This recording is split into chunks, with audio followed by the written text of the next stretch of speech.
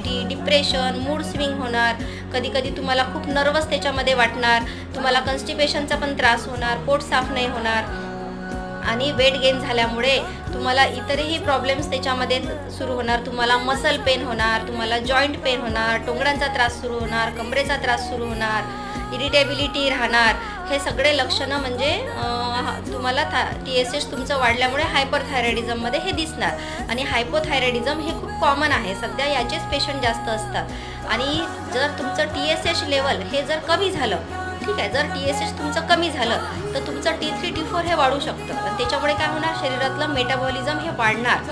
आणि मेटाबॉलिझम वाढल्यामुळे म्हणजे सगळ्याच तुमच्या शरीराचे फंक्शन्स, तुमचं डायजेशन आहे, तुमच्या सगळ्या सायकल सगळं वाढणार, सगळं स्पीडी होणार. त्याच्यामुळे तुम्हाला काय होणार, भूक जास्त लागणार, ठीक आहे. त्याच्यामुळे तुमचं वेट लॉस होणार, खूप लवकर वजन कमी व्हायला लागणार. आणि जसं